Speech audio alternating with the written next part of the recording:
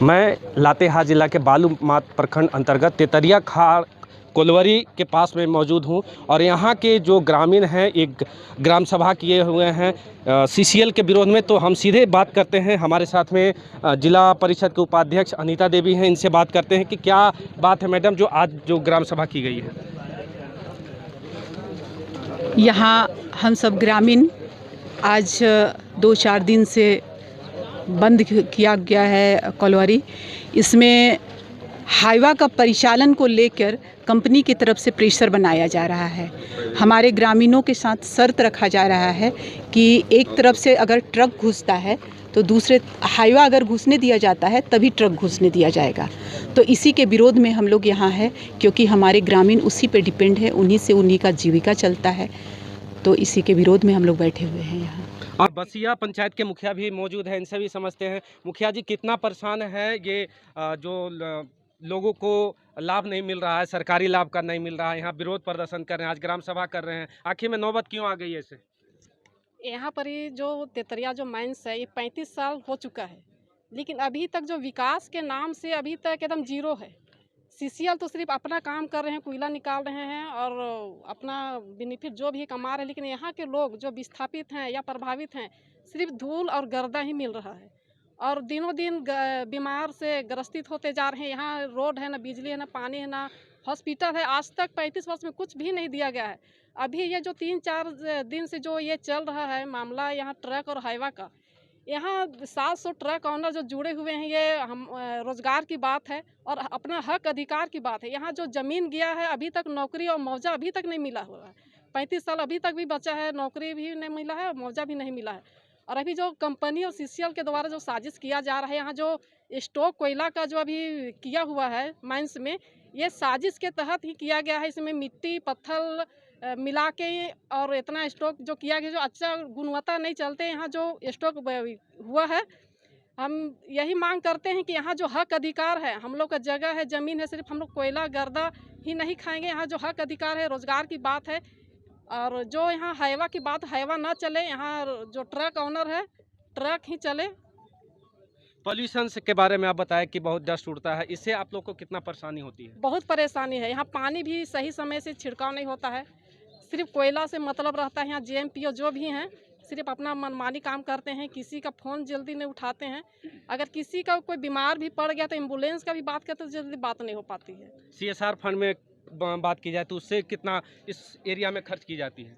CSR में जो 0 point है मांगा जाता है, बोलते हैं कि रोड या सिर्फ अभी जो भी है 2-4 डी बोरिंग तालाब, यही सब अभी काम हो रहा है। बाकी बात कोई वैसा विकास का काम नहीं हुआ है। हमारे साथ में जेएमएम के नेता सौरभ भी हैं, इनसे भी बात करते हैं। आप कैसे देखते हैं इस तेतरिया खाल कोलवरी को, किस तरह से घोटाले की जा रही है? ये बेहद दुर्भाग्यपूर्ण है और जिस ज़मीन में अरबों का रुपए का कोयला है, वहाँ के लोगों की स्थिति कितनी अच्छी होनी चाहिए थी, लेकिन किस तरीके से भोले भाले ग्रामीणों को ठगा जा रहा है, जो विस्थापित हैं, जो इस परियोजना से प्रभावित, उनको ठगा जा रहा है। इसकी बानगी आपको देखने को मिलेगी कि पीएनएम कंपनी का यह कहना है कि हम किसी भी तरीके से ट्रांसपोर्टिंग में इन्वॉल्व नहीं है और यह सारा जो कोयला है वह ट्रांसपोर्ट किया जाएगा स्थानीय लोगों के द्वारा और उसका लाभ भी उनको मिलेगा।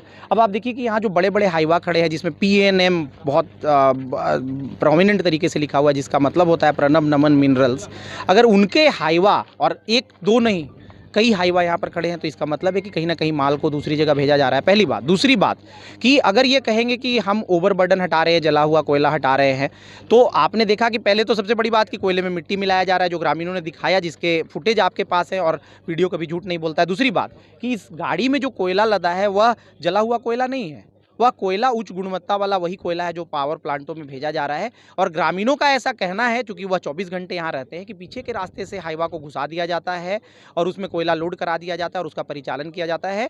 हाईवा का जो हाईवे पर तस्वीरें हैं वह भी ग्रामीणों के पास हैं और तस्वीरें झूठ नहीं बोलती। कुल मिला जुला कर अगर देखें तो हम ग्राउंड जीरो पर खड़े हैं और यहाँ पर जो हाईवा जिस पे पीएनएम लिखा हुआ है, जिस पे उच्च गुणवत्ता का कोयला है, जबकि हाईवा तो इस परिसर में होना ही नहीं चाहिए, इस बात की ओर इशारा करता है कि कहीं ना कहीं इस परियोजना में बहुत भारी गड़बड़ी चल रही है। और यहाँ से इस कार्यक्रम के बाद मैं कोयला मंत्रालय को भी इस पर सीधे संज्ञान लेने के लिए पत्र लिखूंगा और हमारा यह प्रयास रहेगा कि यह गड़बड़ झाला और जो ग्रामीणों का शोषण हो रहा है वो बंद हो। सीएसआर फंड से भी बहुत पैसे खर्च करना होता है इन लोग को, तो उससे इस गांव में कितना खर्च हो रहा है, क्या आप देखते हैं उसको? देखिए, जब सवाल है कि जो प्रथम दृष्टया दिखने वाली चीज़ें जब वही गलत है तो सीएसआर की तो बात ही नहीं आती है। यह इस कंपनी ने वो भी नहीं किया जो इस कंपनी को करना था। विस्थापितों के हक की बात नहीं की, प्राकृतिक संसाधनों के संवर्धन की बात नहीं की, कहीं ना कहीं प्रदूषण के रोकथाम की बात नहीं की, जल का छिड़काव तक नहीं किया साहब। इसके बाद आता है सीएसआर यानी कॉर्पोरेट सोशल रिस्पॉन्सिबिलिटी। तो जब इन्होंने अपनी प्राइमरी रिस्पॉन्सिबिलिटी ही नहीं समझी तो ये सोशल रिस्पॉन्सिबिलिटी क्या समझेंगे, वो तो बहुत दूर की बात होती है। पूरी तरीके से ठगी ग्रामीणों के साथ, क्योंकि भोले भाले लोग हैं, आदिवासी क्षेत्र के लोग हैं, इनको जानकारियां नहीं है। यह डॉक्यूमेंट जो अंग्रेजी में लिखा गया है और इंटरनेट पर उपलब्ध है, यह शायद हम और आप समझ जाए, लेकिन ये नहीं समझते हैं। इसकी आड़ में इनके भावनाओं के साथ खेला जा रहा है, इनके भविष्य के साथ खेला जा रहा है। हम लोग प्रयास कर रहे हैं कि इसका हिंदी रूपांतरण करके इन लोगों के बीच वितरित करें, ताकि ये अपने अधिकारों के प्रति सजग हों और इनके आने वाले मुस्तकबिल के साथ, इनके बच्चों के साथ जो अन्याय कर रही है यह कंपनी लाभ कमाने के लिए, अपने निजी स्वार्थ के लिए, उसको बंद किया जा सके। अच्छा, आप मांग जो है नहीं मानी जाएगी तो क्या करेंगे आप? देखिए, आंदोलन के अलावा साधारण लोगों के पास कोई रास्ता नहीं होता है। यह भी आंदोलन की पहली कड़ी है। उसके बाद अभी हम लोग आम राय बना रहे हैं, ग्रामीण उद्वेलित हैं। रांची में राजभवन के सामने, मुख्यमंत्री आवास के सामने यहाँ ज़्यादातर युवक हैं जो इस परियोजना से सीधे तौर पर प्रभावित हैं। अगर यह मांगे नहीं मानी गई, यह कंपनी नहीं चेती, यह धांधली नहीं बंद हुई, परियोजनाएं जो यहाँ के लोग, जो यहाँ के प्रभावित हैं, विस्थापित हैं, जो युवा हैं, इनके हिसाब से अगर नहीं चला तो आंदोलन कड़ी दर कड़ी आगे बढ़ती जाएगी और इसकी आग राजधानी रांची तक, मुख्यमंत्री आवास तक और राजभवन तक भी पहुंचेगी। चलिए ठीक है, अब देखने वाली बात होगी कि इनकी जो समस्या है उसका समाधान कब तक होता है। भारत एक्सप्रेस के लिए लातेहार से आशीष।